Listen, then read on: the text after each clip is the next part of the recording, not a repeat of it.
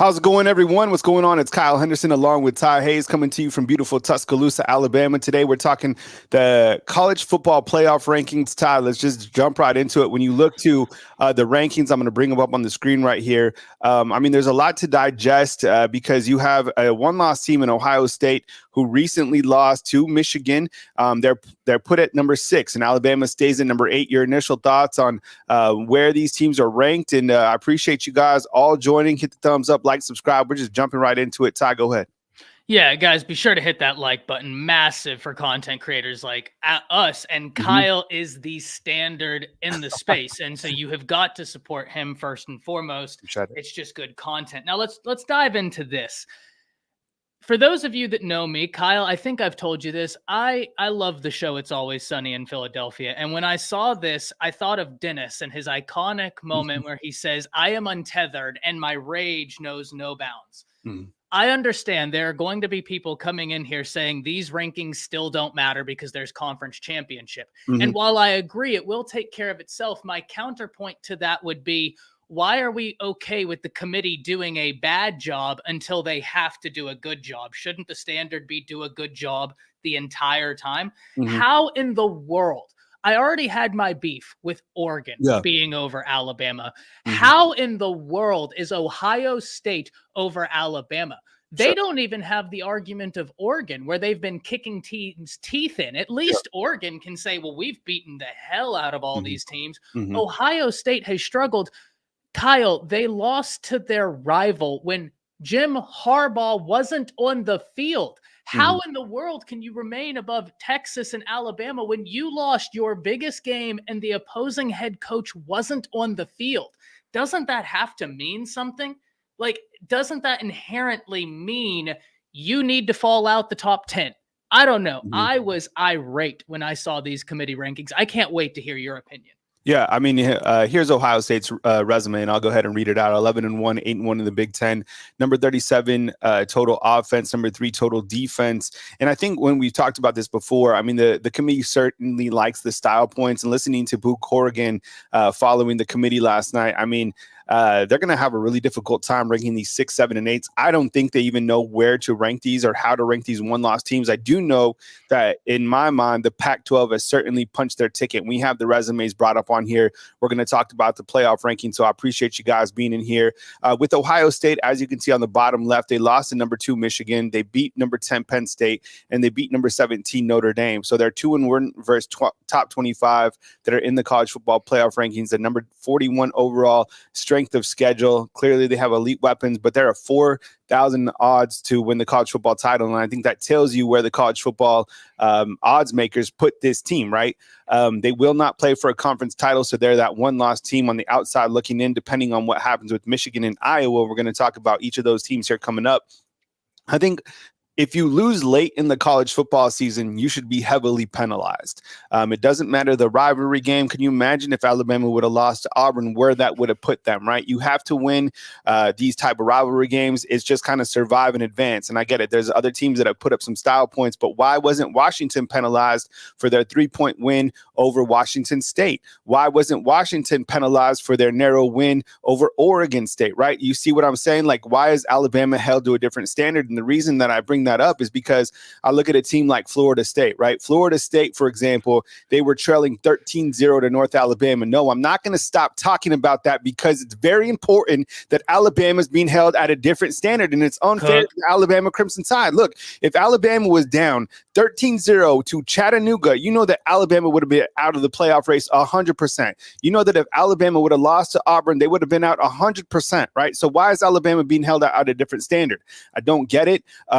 But the fact of the matter is we have the SEC title, a.k.a. an early look at the national title game. In my mind, I still think that 2 teams from the SEC get into the national – that not only do they get into the playoffs, but they somehow figure out to play once again for the title at NRG. Now, look, I think that Alabama – and Georgia have played a gauntlet of a schedule. The SEC are where the teams are at. And listen, who did Kentucky just beat? And what division is Kentucky in, Ty? Kentucky is in the SEC, and they took out, and convincingly so, Louisville.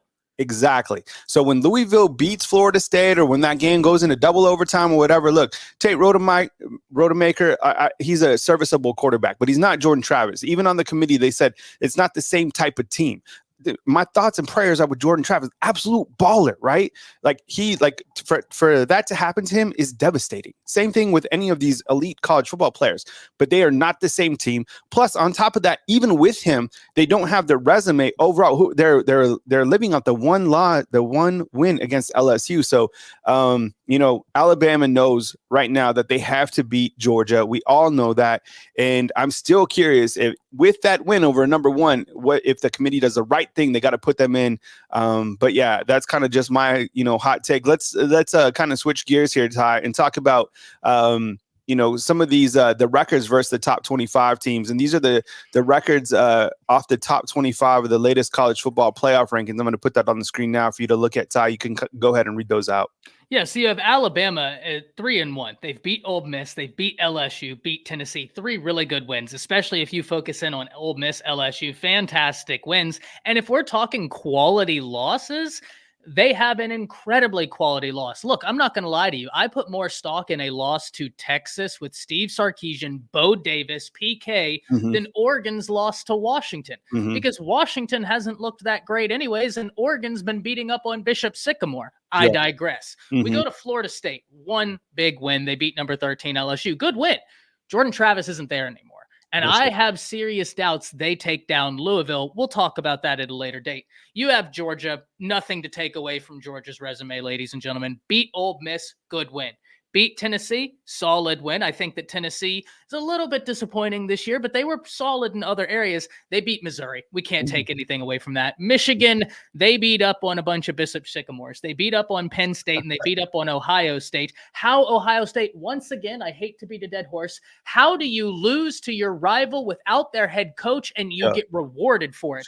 Bama is penalized. Penalized for a close win against USF. Mark my words. Bama's biggest deterrent right now in the committee's eyes is a win against USF, but somehow Ohio State is propped up for a loss against Michigan. We then look at Oregon. They're 1-1. They beat Oregon State. Good win. That's a rivalry game. I grant you that, but you lost to Washington. You beat up on Utah, who isn't that great because they have everything gone.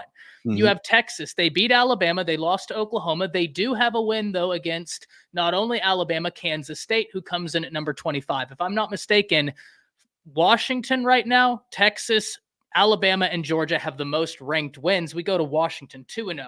They beat Oregon State. But Kyle, do you like Washington's chance rematching against Oregon? And then I have a question for you. Oregon beats Washington. Louisville beats Florida State. Bama downs Georgia. Texas wins their conference championship game. What happens? Total chaos. And Greg, we will update that as Florida State does have a win. I guess if Clemson is in the top 25, I guess they are. I'll look at the graphic right now. We need to update that because that would be another win for Florida State. Yeah, Clemson is number 23, so we will update that. They have 2-0 in top 25, and I think the thing with that game, it was in overtime.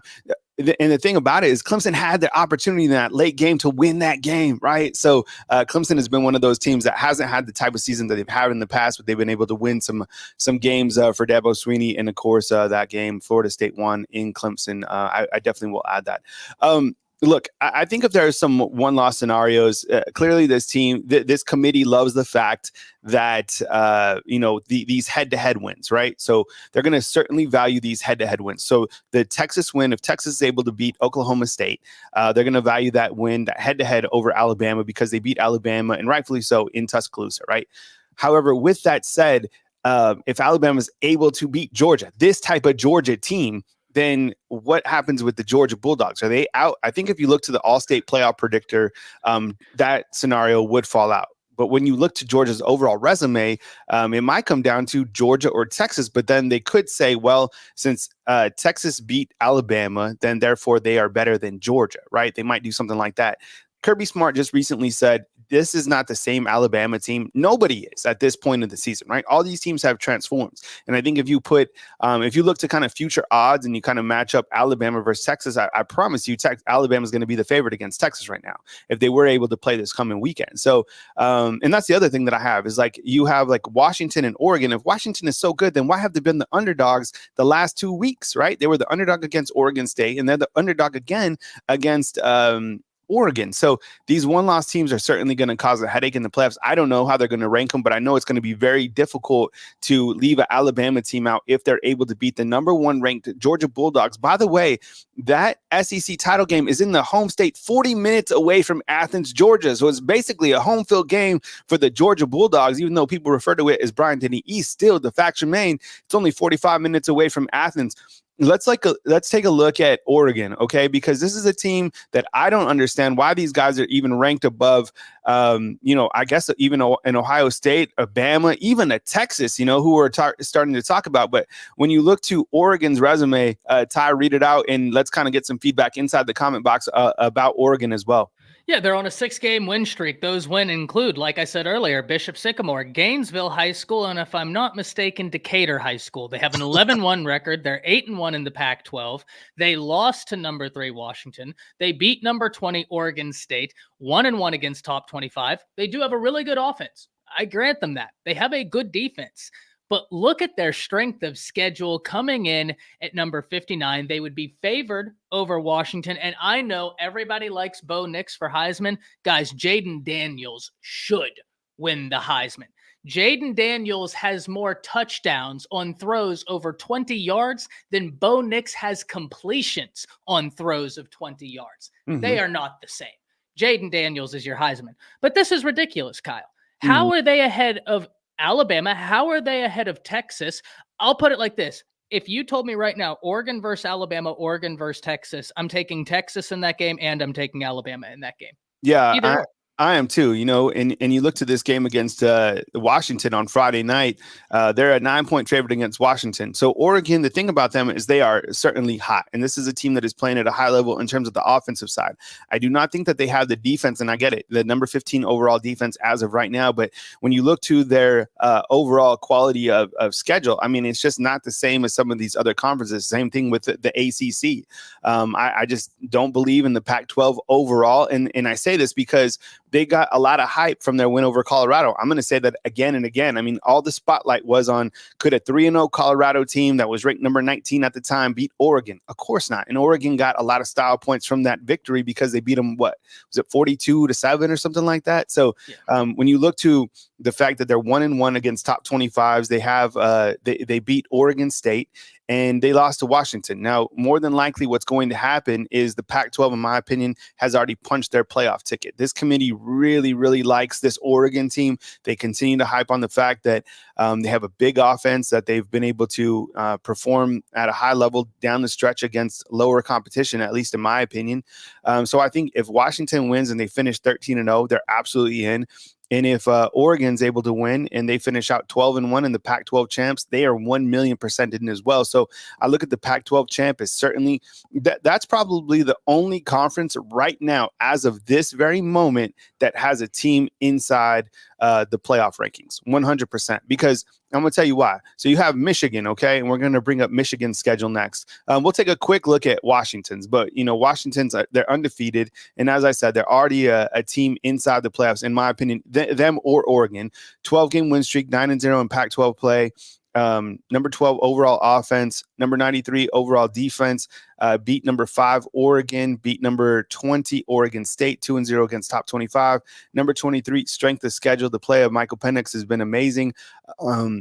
They're a 9-point underdog against Oregon, which is strange. They were, I think, like a 4-point underdog against Oregon State as well.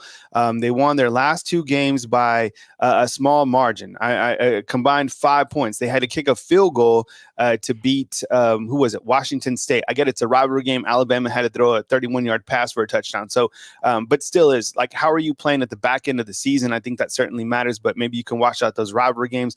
Overall, why are they a 9-point underdog and this team is ranked number 3 or number 4, wherever they are in the country? I don't get it. But let's look at Michigan, because Michigan is at 23 point. I didn't even put I wouldn't put a resume for Iowa together. But this team right here, Ty, Michigan. Let's talk about Michigan. Why don't you go ahead and read out their resume?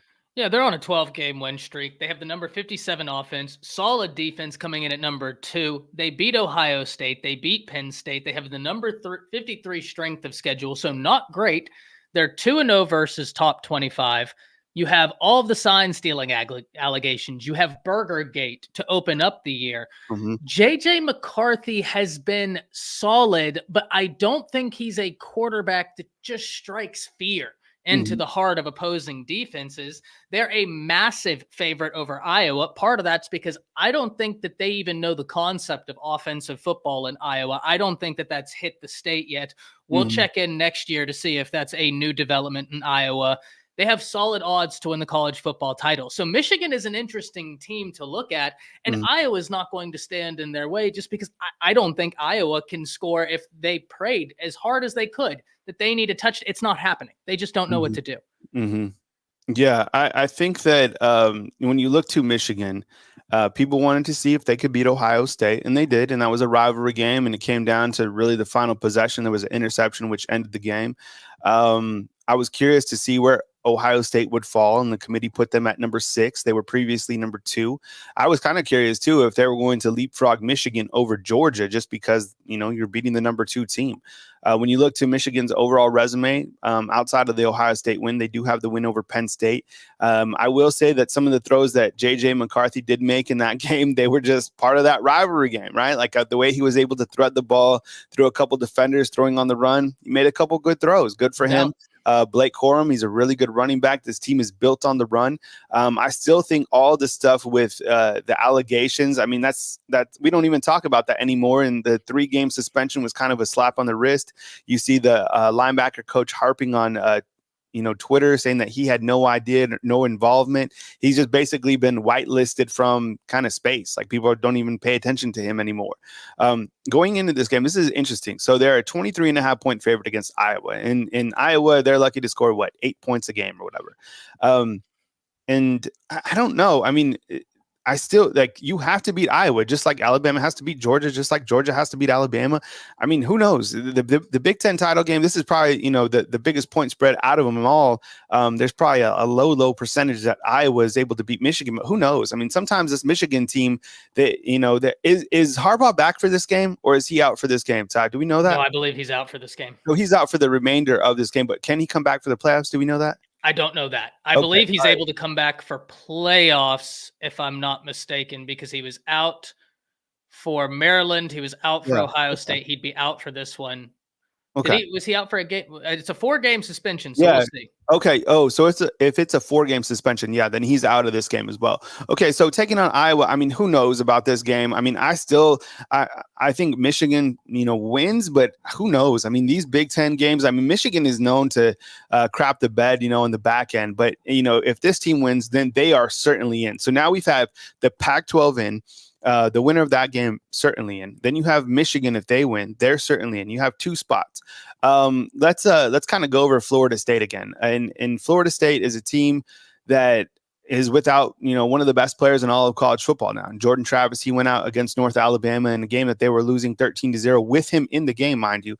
They've won 12-0. The story of Florida State has really been impressive because Mike Norvell's done a great job. I mean, the last time that they played Alabama way back in 2017. That completely derailed their program. I mean, they almost had to drop down a division from FBS. Honestly, things were getting really bad for them. And then they've had a couple coaching changes, and now they're back, and people are excited about it. They're a 2.5-point favorite against Louisville. They were able to gut out a win against Florida. Before that, they were able to, come back and score 58 unanswered under a backup quarterback. But I think when you look to this team, and Bo Corrigan said this last night in the transcript, he said, this is not the same team clearly with Florida State. And I'm asking you this, Ty, okay?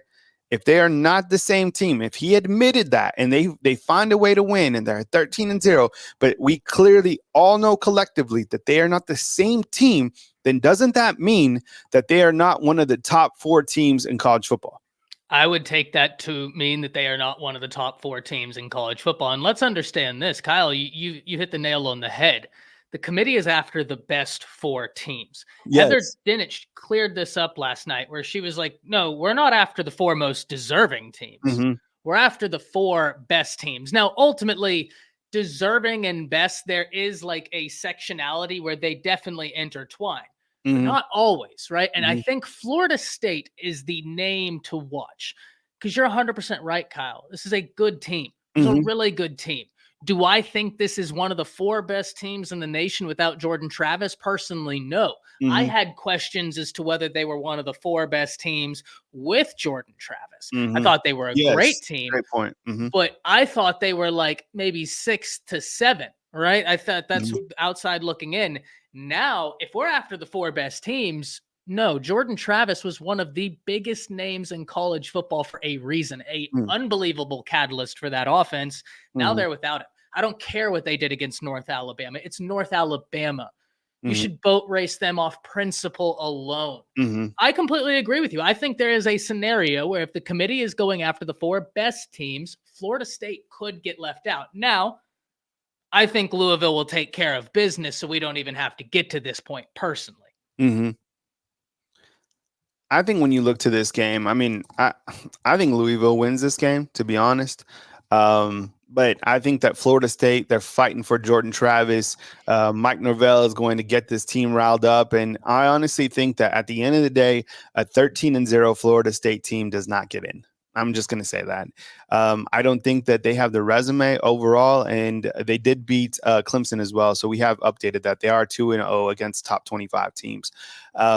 But I just think, from a resume standpoint, I just, and specifically without Jordan Travis, and I get it, you can't penalize the entire team, but this team is not the same team without him in. So great season. It's unfortunate that he went out, but I just don't see even a 13-0 Florida State team getting in over some of these higher powered 1-loss teams, specifically in Alabama, or even, let's talk about this team, Texas. So Texas right here, as you can see, they are on a 6-game winning streak, 11-1 overall, 8-1 in the Big 12, number 14 offense, number 27 defense.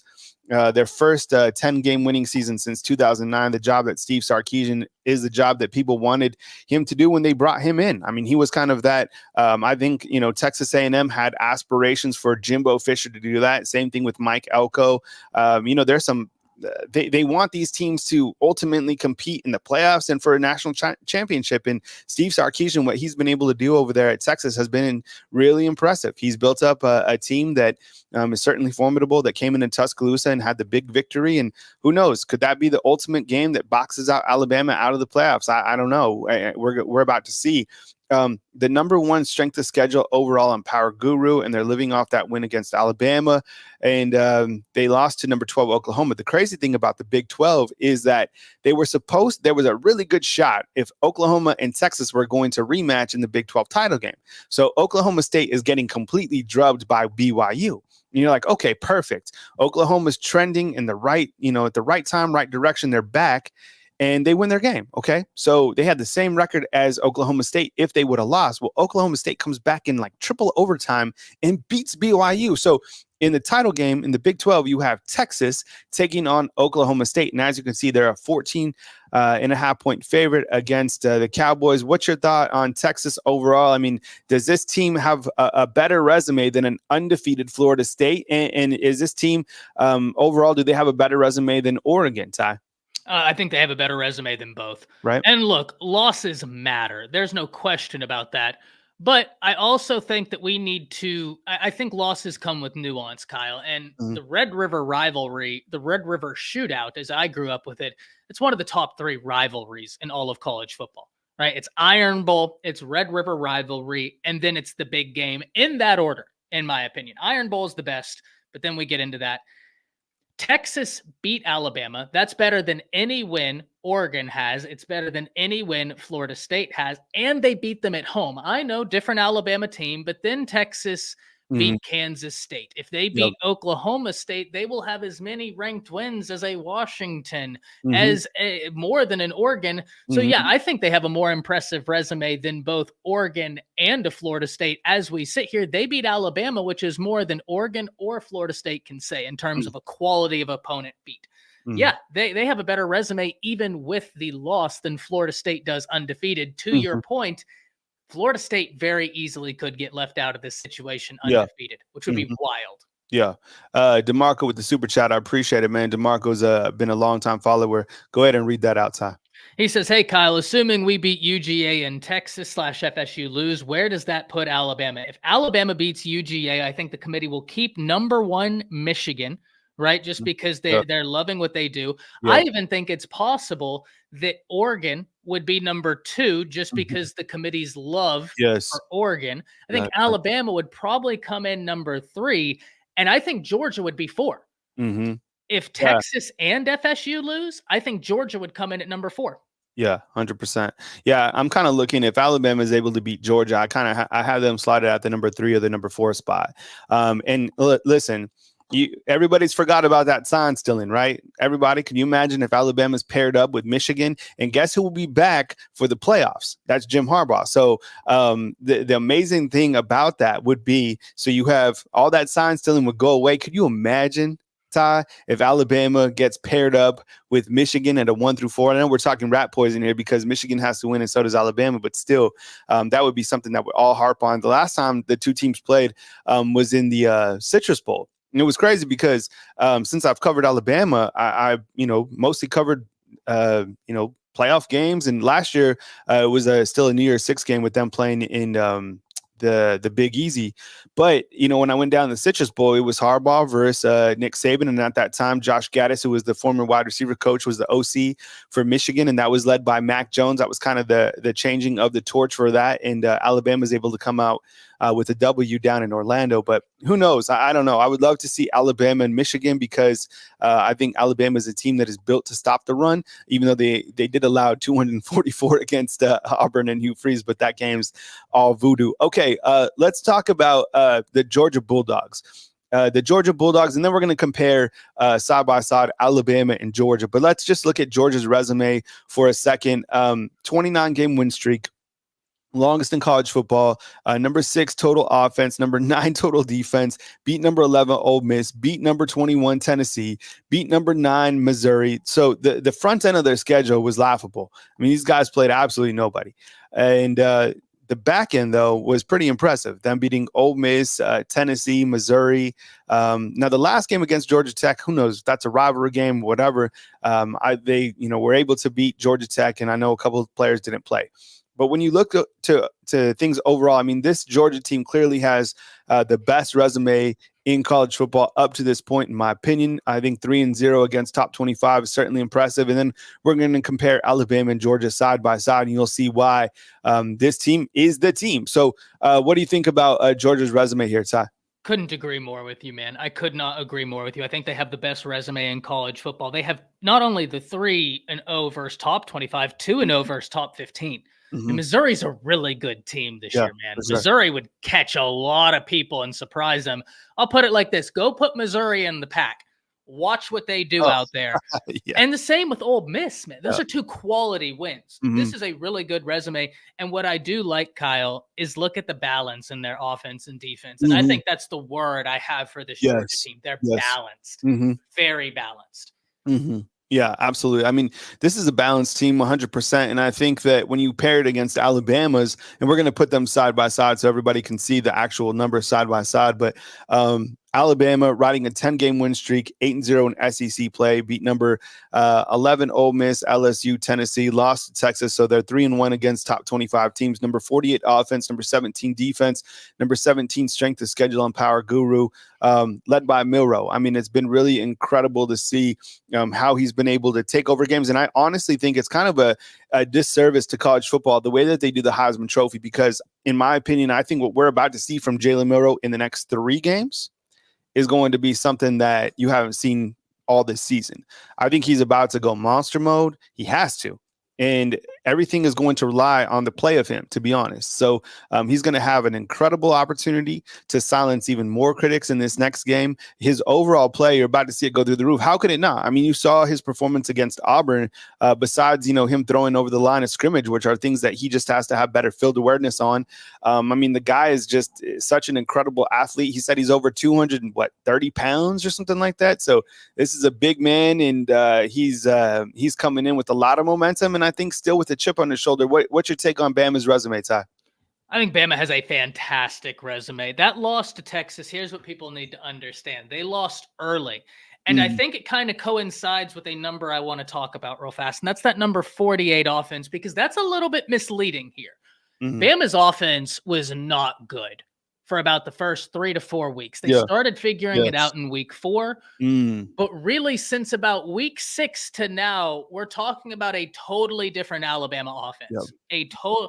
Alabama's offense is better than the 48th best offense in the nation. We have to remember, though, that takes the entire season into account. But the way they're playing right now, this is one of the most dangerous offenses in the nation. And Kirby Smart, in fairness, they realize what it is. I don't know if y'all heard Kirby Smart's press conference, but someone tried to be like, oh, well, what'd you think about Alabama barely getting out of Auburn? And he stopped them and he said, I don't want to hear anything about Auburn.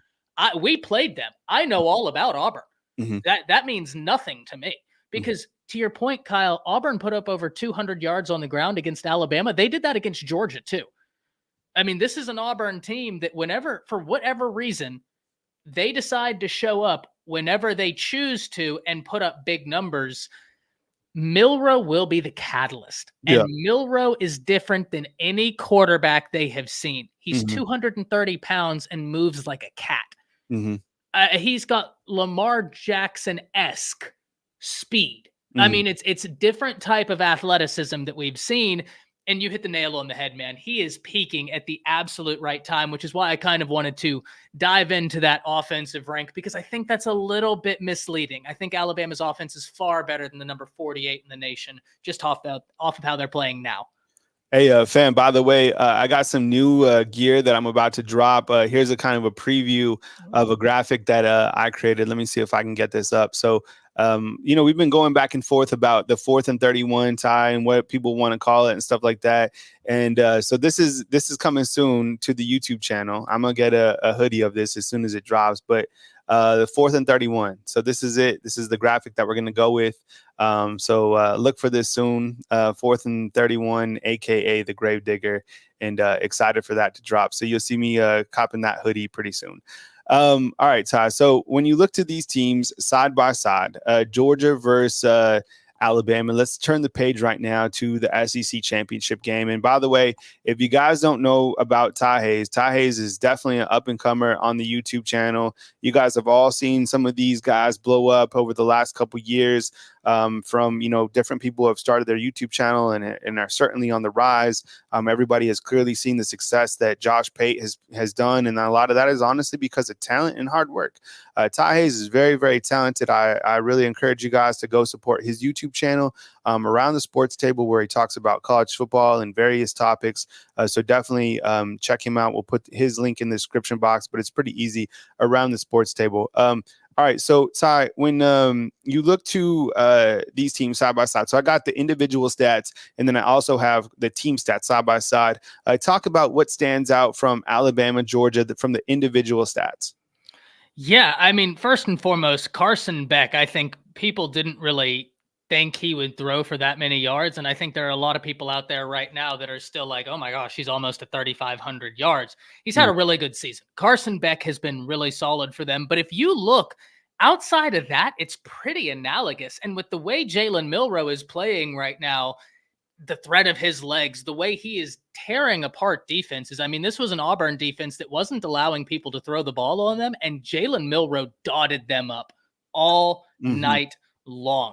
Milroe's playing as well as any quarterback in the nation. So the stats there, all hats off to Beck. He's been unbelievable, but Milroe's playing very well. If we look at running backs, it's fairly equitable right there. Yes, Edwards has more touchdowns, but McClellan doing his thing as G-Ski comes in with the $10. Thank you so much for being here with us this morning, G-Ski. Absolutely. And a Roll Tide.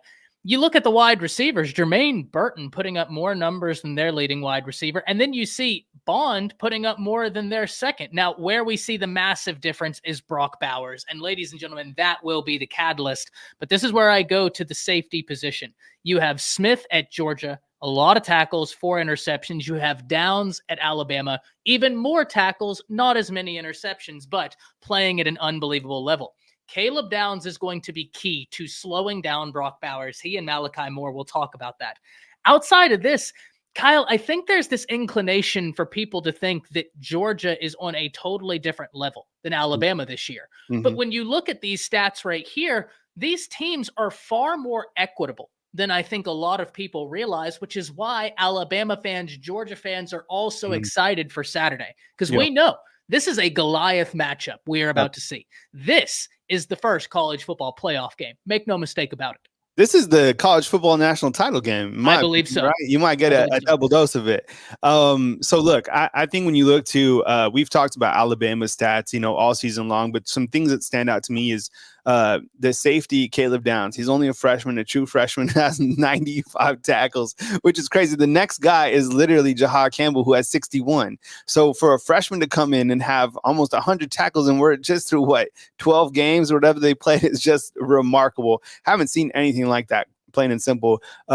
These two stats stand out to me the most. And I think this will be one of the main X factors in determining the outcome of this specific game. It has to do with Dallas Turner and Chris Broswell. As you could see down at the bottom left, you have 9 sacks from Turner and Broswell, who has 8 sacks. So what that says is these guys have an ability to get to the quarterback. And on the flip side, and we're going to show a graphic in a second that shows you just how difficult it has been to get to Georgia's quarterback, Carson Beck, because he's only been sacked, I believe, 10 times this season. So a tremendous challenge for Turner and Broswell to get to the quarterback, but I think that will have a monumental effect on this game. We're still waiting for the big play from Kool-Aid. Been talking about it all season long. Maybe it comes up in a game like this, right? Terran Arnold has been playing lights out.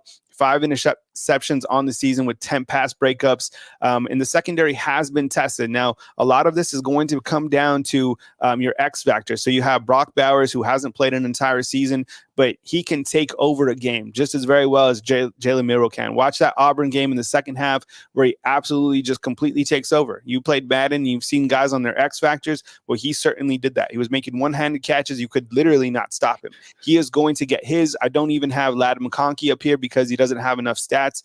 He's right behind Jack Saint in terms of yards, but he is going to also be a vertical threat. I'm not necessarily worried about Georgia's vertical threats versus Alabama because Alabama has seen that before. Ole Miss, LSU, Tennessee, Texas, right? They've been beaten over the top, but they've made adjustments. I'm worried about the fact that Brock Bowers is on this team, and I'm sure that Coach Saban is as well. And, Kevin Still and T-Rob and those guys in the backfield have a tremendous, task at hand taking on a player like this. I mean, Carson Beck is playing at a tremendously high level. People are talking about Bo Nix, Jaden Daniels, rightfully so, Penix, Jalen Milroe. Carson Beck is playing on fire absolutely right now. Let's take a look at the teams as they fare side by side in terms of, the team statistics. Ty, what stands out here when you kind of take your opening glance? Well, once again, we talked about it earlier. The thing that really stands out to me instantly is the disparity in offense. And the reason that's the first thing that stands out to me, it's because I want people to kind of throw away that inclination as to where Alabama sits. Give Georgia their flowers. Their offense has been fantastic, but Alabama's better than the number 48 overall offense. Do not see that and be disenfranchised into thinking Alabama has no shot. But look down here at this red zone offense and red zone defense. Alabama has been pretty good in red zone defense, whereas Georgia, they haven't been as good. If Alabama can get down to the red zone, they have a lot of weapons. They have a lot of options. Then we look at sacks allowed. Now, this is something to where Alabama has been better over the previous few weeks. Jalen Milroe has really become better at leaving the pocket, picking his times, and escape routes. And the offensive line has been playing a ton better. Also, I look at this rushing defense, Kyle. Number 23 is compared to number 26. Not a huge disparity there. The rushing offenses are analogous. Once again, man, I think these teams are far more analogous than people are expecting. I think a lot of people are going to look at these offensive stats and the disparity between passing offense, total offense, and be disenfranchised into believing Alabama just doesn't have a chance. That couldn't be further from the truth. Yeah, I think you bring up a really good point, because these stats are cumulative, right? But when you look to the way that Alabama's offense has transformed, it would be good to get a graphic of this that had the teams from, from week 4 on. How would they stack up to that point? I'm sure the defenses would probably be the same, if not a little bit better, but the offense would definitely be the same, because I think there's been some statistics recently, like the last 5 games that Alabama has played, they've done this and that. But when you look to these collectively, what jumps off the board to me is the third down conversions. For Georgia being number 2 overall in the country, that tells me that this team, again, like you were saying, they're balanced, and so is Alabama. And I think that Georgia is going to be able to. You got to have this goal to be able to get the 3rd and shorts, and how can you do that? And even the 4th and 1s. I loved Alabama's schematics recently, when instead of going for the tush push, that you're starting to sweep it out to your running backs. I saw the Eagles do that a couple weeks ago, and I'm glad to see Tommy Rees has added that. That was kind of when it's 4th and 1, and they pitch it out to Roydell Williams. So having that balance and being able to play chess against a team that is ultra talented. You see that Georgia has more check boxes on the right-hand side. This is a really balanced team, and I've said it a million times. Since Georgia went to a more balanced approach, this team has won national titles. They weren't going to win when they were just one-dimensional, kind of 3 yards in a cloud of dust. They're not that anymore. This team can throw the football. They can run the football. Milton, I think, in my opinion, I feel that he's the best running back on that team right now. And for Alabama, kind of Jace's day-to-day. And I think he should be fine for Saturday, but you have some very capable backs behind him, and Roydell Williams, who's done a really good job. And then you also have true freshman Justice Haynes, who everybody who has been excited about. And plus, he's from the state of Georgia. What a storyline that would be if he's able to get some opportunities in this game. But before him, you even have Jam Miller, right? Can't forget about him. And then you also have other storylines on this, like Jermaine Burton. Guy used to be a Georgia Bulldog. You have Trez Marshall, who used to be a Georgia Bulldog. So there's so many storylines. What else stands out to you, Ty, when you look to Alabama versus Georgia? Some other themes that emerge when you look to this SEC championship taking place this Saturday? Yeah, when I look at the totality of this game, Kyle, it really comes down to, are your X factors going to be able to take advantage of the matchups? Luckily for Alabama, their X factor has emerged on offense as Jalen Milroe. Mm-hmm. And I, for even Alabama fans out there, do me a favor, if you have time, go back and start watching some of this young man's games. His growth this season has been nothing short of incredible. Yeah. Tommy Rees has done a fantastic job. I know there's some rumblings about Tommy Rees in connection to another job. I don't think that that's going to happen. I think that the best thing for Tommy Rees is to stay in Tuscaloosa for another year, 2 years, 3 years, and learn. He's a young guy. 100%. And the Saban stamp next to your name, that means something. Mm-hmm. And you staying and learning from Saban will open up bigger doors. It won't open up smaller doors. Remember that. I think the key to this is that Jalen Milroe is different than any other quarterback, any other player, quite frankly, that Georgia has seen. And I think there's a way Alabama can take advantage of some of the aggressive nature of the Georgia defense. Georgia likes to be very aggressive. I think they can get them to over pursue and take advantage of that. Now, the flip side is this. How do you stop Brock Bowers? Many have tried. Very few have succeeded. Very few have Caleb Downs and Malachi Moore, though. I am so excited, Kyle, to see that matchup right there. Kevin Steele scheming up how to slow down one of the best chess pieces in all of college football, Brock Bowers. Talk to me about that. What are you expecting to see there? I think that you have, Malachi Moore, who should be up for the task. You have a very, experienced player at that star position who's going to have his hands full. I was kind of thinking about this yesterday, and a caller brought this up on my show. He said that what if they slide down Terran Arnold to the star position and bring in Trey Amos at the corner position, right? I don't know, and kind of figure out who's a better matchup for Brock Bowers. I think the fact that Alabama's secondary has been tested, gives me confidence. And the thing is, if you're an Alabama football fan, you haven't had much anxiety on the defensive side. Probably last game because it seemed like Auburn was rushing for 500 yards. 244 yards is just really incredible. to begin with. But I think when you look to, the fact that Alabama, they are battle tested, it's just coming up with a game plan to stop this guy. And I don't think you can necessarily stop him.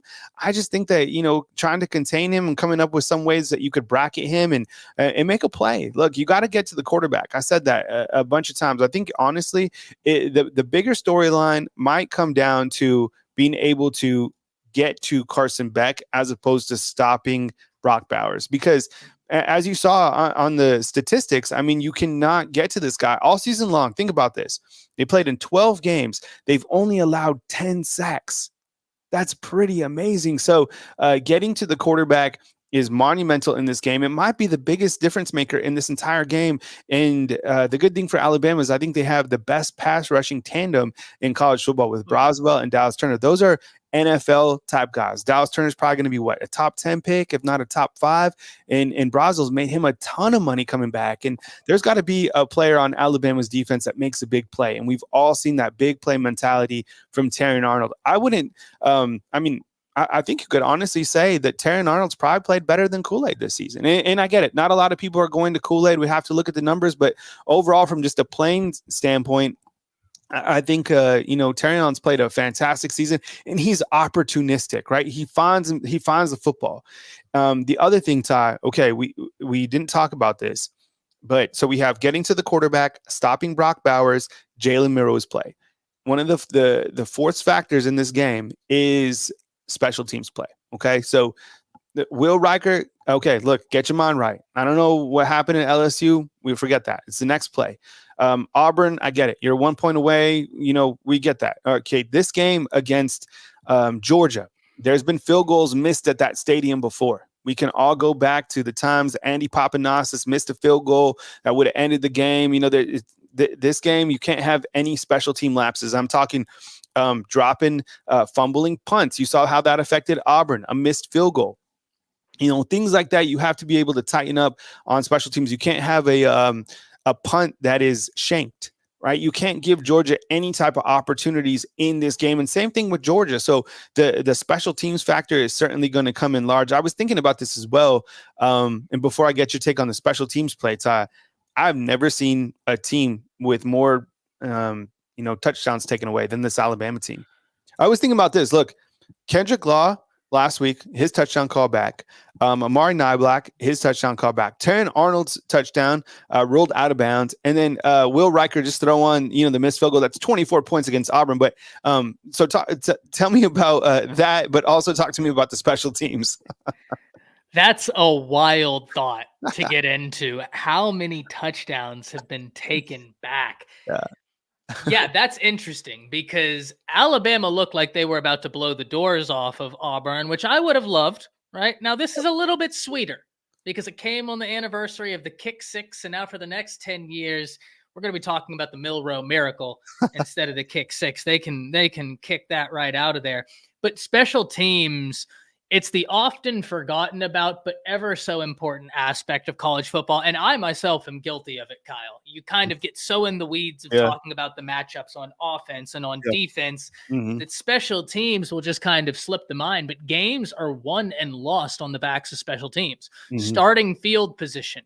Are you going to muff a punt or a kick? I mean, that's huge. Penalties on special teams. You're talking about the difference between starting at the 25, maybe the 35, or if it's on you, you're backed up to your own end zone.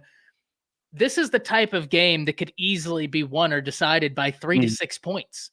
So Reichard has been automatic all year, and I'm hoping that's the Reichard we've seen. But like I've said, every time he misses a field goal, I have this duality in me. Part of me is like, oh man, he missed. And the other part of me is like, we're back.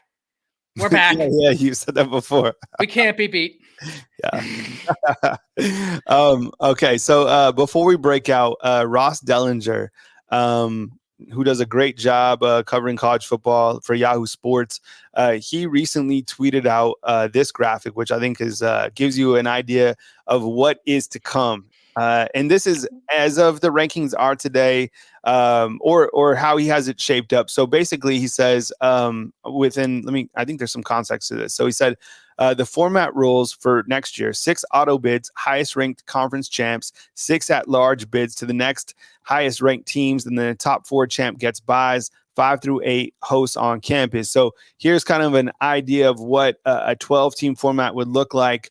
What's your take on this, Ty, right here? And remember, 8, so 5, 6, 7, and 8 would all host games. So there's kind of a look at a 12-team playoff. Well, it'd be different. But here's the one thing that I think is awesome. And I've said I like the playoff format as it is because I like the meritocracy of the regular season meaning something. Now, that being said, if the playoff committee is going to be doing what they're doing, we need to expand because you have got to have some sort of consistency or bright lines so that you know when the season begins, this is what I must do to be in the college football playoff. Having said that, the thing that I love that this expanded playoff is going to do, look right under that 8 versus 9. That game would be in Tuscaloosa, Alabama. Yeah. A playoff game in Bryant-Denny? Are you kidding me? Sign me up for that.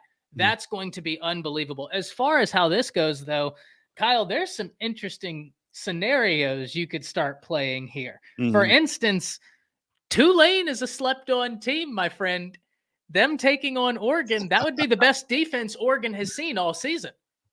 I mean, that would be a fun game. I think people would write Tulane as being dragged. That's not a bad team. This is going to be fun. Yeah, I think, and look, these are going to be the same things that we talk about next year during this time is why would the SEC have to play the SEC again? Like these are going to be the conversations that we have when we start looking at the brackets, because what people are going to say next year is just like Matthew said, they're going to be like, oh, you're trying to get the SEC out. Can you imagine if these two teams play in the SEC title game, right? And then somehow they wind up 1-8 on the same side of the bracket, so it sets up these type of matchups that you could certainly have, but it's just kind of fun to think about, the 12 team. And it's going to happen. So it's not like, it's probably going to be better than this formula that we have right now. I mean, it's a disservice, in my opinion, to college football that a group of people get into a room that aren't coaches and, I don't know, just random people, that are deciding the world of college football and deciding the world of Alabama, deciding the world of Florida State. It's like all this stuff. It doesn't make sense to me. You imagine if they did this in like the Premier League for soccer or in the NFL, right? Can you imagine the NFL? They're like, I don't think the Eagles are really the number 1 seed. I mean, I think we might have to go with maybe the Detroit Lions, overall. I just think they've had a better, they have more style. You know what I'm saying? It would be crazy. But anyways, with that said, you do have the 49ers taking on the Eagles. So, I'll be watching that game if I can, because the crazy thing is that is also Saturday night. So, I will be in Atlanta.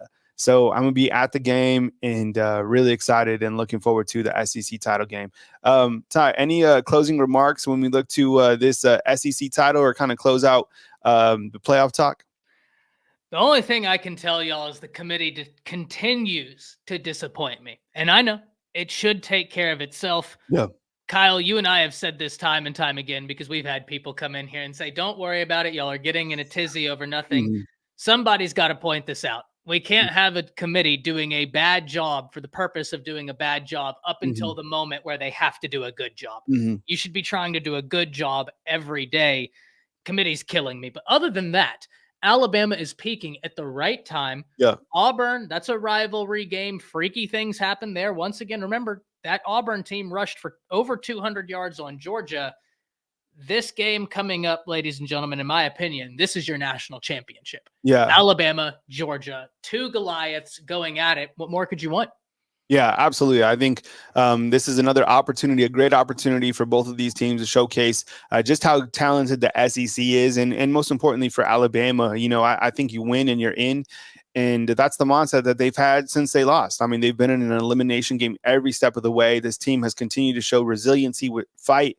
And they've wanted to show that they're a different team, and they wanted to continue to prove people wrong. This is an opportunity that Alabama hasn't had in a long time, is to kind of let the naysayers know that link mentality. I love it because there's been so many doubters. There's still a lot of people, including the committee, most importantly, that doesn't believe that this Alabama team is a top 4 team. If you're looking at the top 4 teams in college football right now, Alabama certainly won. They have an opportunity to prove it this Saturday. Ty, I appreciate it, man. You do such a great job. Be sure and follow Ty at Around the Sports Table, his YouTube channel. Go support him. He has some really good content, and I think we're going to start to have more of Ty right here on our YouTube channel, which is really great because I think he's a really good addition along with Coach Smook, Coach Jarek, and Coach Sean. I mean, all those guys really great in their space and really, really talented. So, Ty, I appreciate you, and thank you very much for joining us. And again, on Thursday night at 6 p.m. Eastern time, you can catch Ty and I back on the Bleacher Report app. So download the Bleacher Report app as we will be talking. What's our topic? Is it how Alabama can beat Georgia, Ty? Is that our topic? I think they're going to have us rant about the college football playoff selection. Okay. Which, don't worry, I've got more ammo. I'm ready to go there. Because the keys to Alabama beating Georgia, I'm going to give you the sneak peek right here. Unleash Milroe. Turn to monster mode. I know.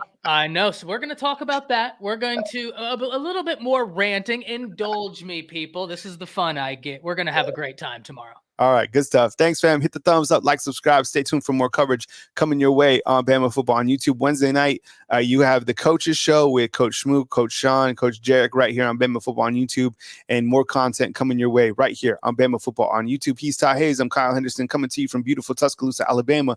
Until next time, talk soon.